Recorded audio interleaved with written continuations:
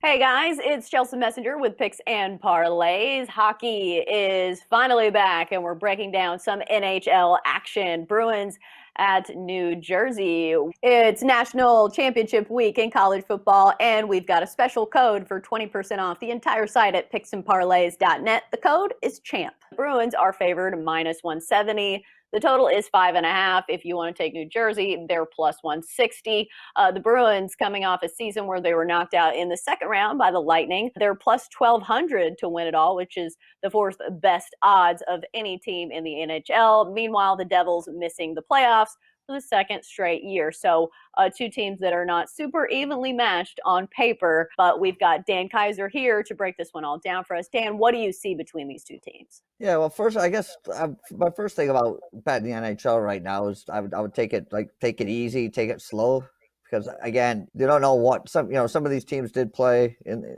under the bubble. Other teams haven't played in a long time, and it's a little bit different the scheduling this year because they're just playing teams in their division. So you're not going to see a lot of long travel and things like that. A lot of different matchups. So you probably in a week or two you get a little bit of eye on what's going on. But yeah, in this game, the Bruins, they are the betting favorites to win the division at plus 250. The Bruins have a lot of talent, but their biggest thing is they probably have the best goaltending tandem in the league with Tuukka Rask and Halleck between the pipes. Rask finished second in the Vezina Trophy last year.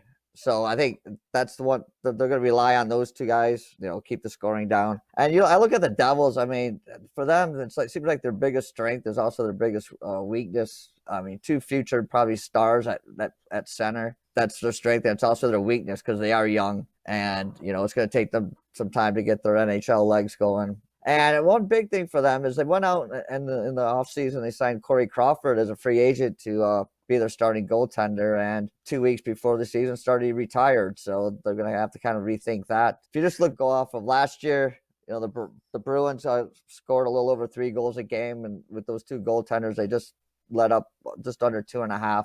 The Devils didn't score much last year, just a little over 2.7 goals, and they gave up over 3. So I'm looking at this game. It's the first game of the season.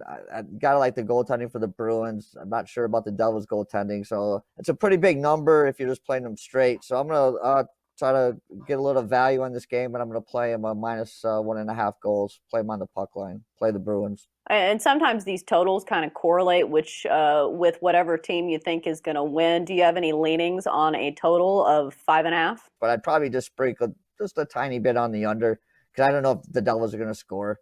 So if the Bruins get me 3 or 4 and the Devils don't score it, that still goes to the under, and I'd still cover the puck line. But like I said, early in the season, so I'd just be playing maybe half units on sides and a little bit on the totals. I wouldn't be going crazy right off the bat. Yeah, and especially with the way this offseason has been, where it's been a very short offseason. And I know players have talked about getting back into hockey shape, which is a little different, than practicing, is being in good enough shape to go the whole game and still be firing on all cylinders when it comes to the final period of play. So a lot of things to consider when betting the NHL. But for now, that's going to do it for our NHL talk here on Picks and Parlays. Great stuff from Dan Kaiser. As always, Dan, thanks for joining us.